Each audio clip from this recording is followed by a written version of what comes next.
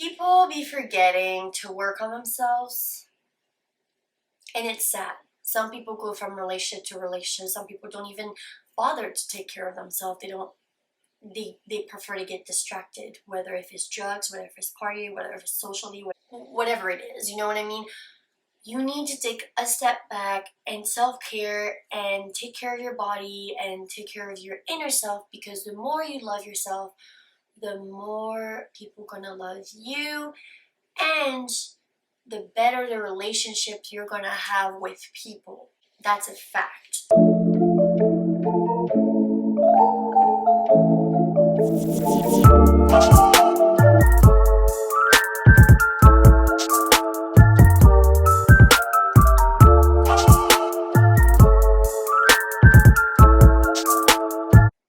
Hey guys, welcome to another video. My name is Shanice. If you're new, welcome to the fam, okay? So today's video is gonna be 5 things that I do to work on myself. So it's literally 5 tips to help you guys if you want to work on within yourself, your inner self, I think. But yeah, the things to do to work within yourself, your inner self. So let's get started and let's not waste no time and let's get this going. The first thing I do is write all my I write all my goals in a one piece of paper. It could be big, it could be small, it could be deep. Just be realistic with yourself. You fold it and then you hide it somewhere for a few months, and then once those few months end, you open it and see if you achieve it. Now during that time, you're probably gonna forget what you wrote, which is the best part, to see if you actually did it or not, subconsciously or consciously. But it's always fun to see if you achieved them or you didn't achieve them. But you have to remember what you wanted to do throughout the semester and work at it. I write my goals May for August. So when I fold it, I write don't open it till August and this date to see if I achieve it. For school, I do it per semester, so August till December, December to May. So every time you open one, you write another one, a new one. Because you're not going to remember all your goals, but you're going to remember some of them. So try to achieve some of them. And it's always good to see if you did it or not. It's always fun. I do it with my friends. It's a good thing to do. This one might be hard for a lot of people, but it's important to do that. You need to write a list about what you don't necessarily like within yourself. If you're too cocky, that's one of the things that you should write down. Try to think and be considerate of others, and if you don't really know what you don't like about yourself, maybe ask your friends or family to see, okay, what do you think I should improve, and like think about it. Don't try to say no, I'm perfect, or no, I'm not like that. You have to really consider it, because if somebody says that, that means you did something to make them think that. So for example, with me, I have a temper.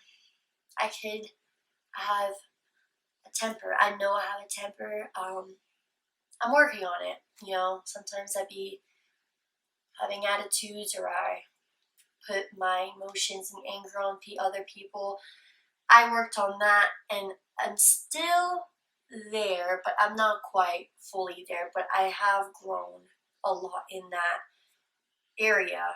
I'm still not completely there. Now my temper is still something I had to work on, but I'm working on it every day to try to change it, because I don't want to have a temper. I don't want to be rude to people for no reason, you know what I mean? I mean, most of the time it's because people disrespect me, but I have to learn to let that go, and that's hard for me. My third tip, what I do, once I write all the things down I don't like about myself or what I could improve in, I try to figure out where that came from. The core of what makes you act that certain way. There's always a reason why. Most of the time, is from childhood experience, well, most of the time, or you have dealt in the past with certain things that made you feel that way, that put a wall because you don't want to get back to that place, so you lash out. So I know when I have a temper, when it comes to people disrespecting me, I don't like when people disrespect me. I cannot stand when people disrespect me. I cannot stand people who disrespect my friends, my family. I cannot stand people who disrespect people, period. So if you disrespect me, I'm going to disrespect you back.